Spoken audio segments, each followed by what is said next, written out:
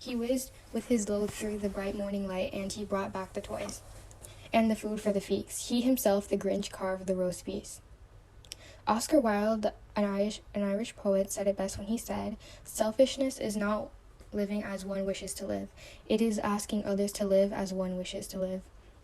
Everyone has heard of this lovely story, The Grinch, and The Grinch shares an important lesson we all need to learn. Society today must learn the importance of stories like this. We as a culture must continue to teach the following generations the importance of this lesson. Every Who down in Whoville liked Christmas a lot, but the Grinch who lived just north of Whoville did not. The Grinch hated Christmas, the whole Christmas season. Now, please don't ask why. No one quite knows the reason. It could be his head wasn't screwed on just right. It could be perhaps his shoes were too tight. But I think that it was most likely the most likely reasons of all may have been his heart was 2 sizes too small. Whatever the reason, his heart or shoes, he stood there on Christmas Eve hating the Who's, staring down from his cave with a sour, grinchy frown at the warm lighted windows below in their town, for he knew who down in the Whoville beneath was busy now, hanging mistletoe wreath and there hanging stockings. He snarled with a sneer, "Tomorrow is Christmas. It's practically here." Then he growled with his Grinch fingers nervously drumming, "I must find some way to stop Christmas from coming." Would wake up bright and early, they'd rush for their toys, and then, oh, the noise. That one thing he hated the most, the noise. Then the Who's young lady and old would sit down to a feast, and they'd feast, and they'd feast, and they'd feast. They would feast on Who pudding and rare Who roast beast, which was something else the Grinch couldn't stand in the least. And then they'd do something he liked least of all. Every Who in Whoville, in the tall and the small, would stand close together in Christmas bells ringing. They stand hand in hand, and the Who would start singing. They'd sing. And they'd sing, and they'd sing, and they'd sing, and they'd sing. And the more the Grinch thought of this Who Christmas sing, and the more the Grinch thought, "I must stop the whole thing.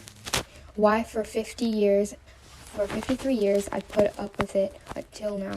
I must stop Christmas from coming, but how?" And then he got an idea, an awful idea. The Grinch had got a wonderful and awful idea.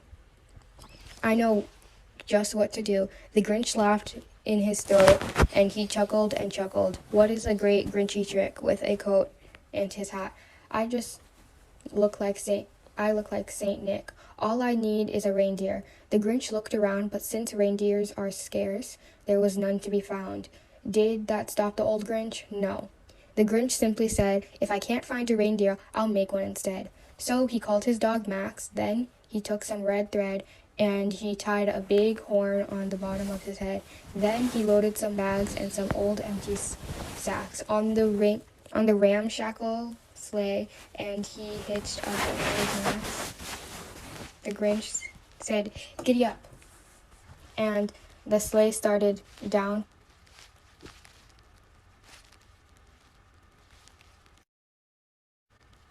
towards the homes where Who's lay a snooze in their town. All their windows were dark, quiet, snow filled the air. All the Who's were dreaming sweet dreams without a care. When he came to the first house on the square, "This is stop number 1. The old Grinchy claws hissed, and he climbed the roof, and empathy in his bags in his fists. Then he slid down the chimney, a rather tight pinch, but if Santa could do it, then the Grinch could too. He got stuck only once for a moment or two. Then he stuck his head out of the fireplace flue, where the little things whose stockings all hung up in a row. These stockings grinned, "Our first things to go." He slithered a slunk with a smile most unpleasant around the whole room, and he took every present, popguns and bicycles, roller skates, drums, checkerboards, tricycles, popcorn and plums. He stuffed them in bags. Then the Grinch very nimbly stuffed all the bags, one by one, up the chimney. He he slunk into the icebox. He took the Who's feast, and he took the Who's puddings. He took the roast beef. He cleaned the icebox as quick as a flash. Why, the Grinch even took the last Who hash. Then he stuffed all the food up the chimney with glee. And now the Grinch I will stuff up the tree. And the Grinch grabbed the tree, and he started to shove when he heard a small noise like a coo of a dove. He turned around fast, and he saw a small Who, and he climbed to the roof with empty bags in his fist. Then he slid down the chimney, a rather tight pinch, but if Santa could do it, then so could the Grinch. He got stuck only once for a moment or two, stuck his head out of the fireplace flue, where the little Who's stockings hung in a row. He grinned, these are the first things to go.